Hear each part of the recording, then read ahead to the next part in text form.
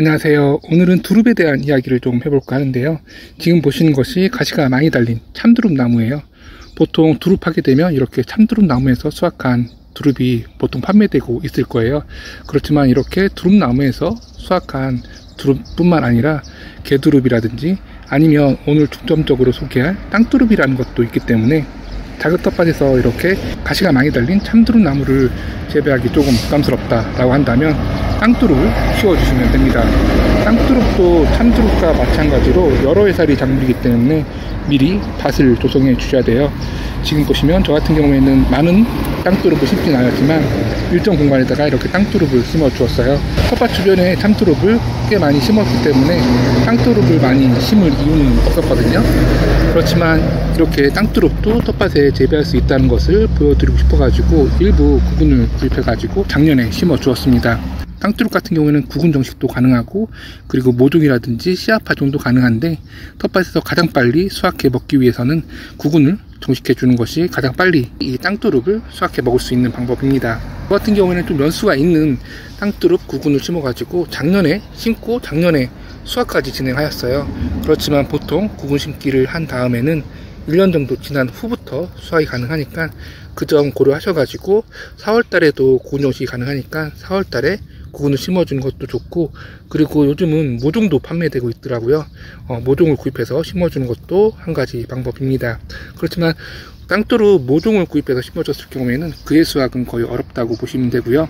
이렇게 좀 연수가 나가는 땅두릅 구근을 심었을 때만 그의 수확이 어느 정도 가능합니다. 오늘 땅두릅을 일부 수확하면서 이렇게 영상을 촬영하고 있는데요. 그래도 역시 메인은 저희 텃밭 주변에 많이 심어져 있는 참두릅을 더 많이 수확하였는데 지금 보시면 이렇게 많은 참두릅을 수확하였습니다. 중부지역 기준으로 했을 때 참두릅이든 땅두릅이든 빠르면 3월 말부터 아무리 늦어도 4월 초부터는 충분히 수확 가능하니까요. 이 점 고려하셔가지고 혹시라도 텃밭에 땅두릅이라든지 참두릅 나무가 있다고 한다면 수확을 미루지 마시고 바로바로 수확 진행해 주셔야 됩니다. 그 이유라고 한다면 참두릅이든 그리고 땅두릅이든 일주일만 지나도 폭풍 성장해 가지고 잎이 확 벌어지는 그런 특징을 가지고 있어요. 그렇기 때문에 수확 시기를 조금만 늦추게 되더라도 억세진 두릅을 먹어야 되는 경우가 발생하기 때문에 꼭 수확을 미루지 않고 바로바로 수확 진행해 주셔야 됩니다. 참두릅 같은 경우에는 참두릅 나무 상단에 달려있는 이 새순을 수확한다고 보시면 되는데 땅두릅 같은 경우에는 이렇게 땅속에서 새순이 올라오게 되거든요. 그럼 그 새순을 수확해 드시면 됩니다. 지금 하나 정도 제가 수확을 진행해 보았는데요. 이렇게 참두릅과 거의 비슷하게 생겼죠. 이렇게 수확을 칼로 진행해 주었고, 참두릅과 땅두릅을 비교해 보게 되면 생김새는 거의 유사하지만 조금 더 많이 벌어져 있는 것이 땅두릅이고요.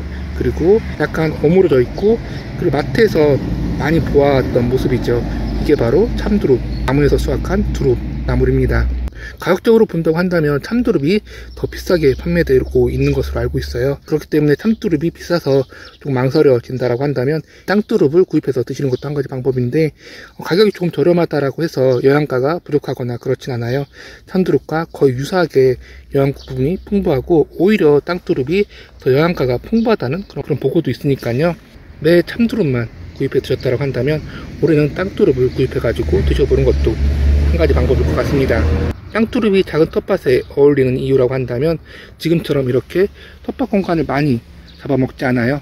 그리고 참두릅 나무 같은 경우에는 나무 가시가 엄청나게 많이 나 있기 때문에 아이들이 있는 그런 텃밭이라고 한다면 아이들이 다칠 수도 있고, 그리고 수확하는 과정에서도 다칠 염려가 있는데 땅두릅 같은 경우에는 가시가 전혀 없다고 보시면 돼요. 지금 이렇게 하얗게 나와 있는 것이 가시 아닌가 라고 생각할 수 있지만 이 하얗게 나와 있는 것도 가시가 아니고 손이 다칠 일이 없기 때문에 재배 과정에서 손에 가시가 찔린다던가 이런 염려가 거의 없다고 보시면 됩니다. 그리고 서두에서 말씀드렸듯이 여러 해살이 작물이기 때문에 그대로 재배를 이어나가시게 되면 매 4월달부터 늦게는 5월, 6월까지 지속적으로 수확해 먹을 수 있는 것이 이 땅두릅이기 때문에 텃밭 활용도도 높일 수 있다는 장점이 있어요. 그리고 가을에는 잎과 줄기가 말랐을 때 뿌리를 캐가지고 뿌리를 수확해 먹는 방법도 있는데 땅두릅 새순만큼이나 더 귀한 수확 작물이라고 보시면 됩니다.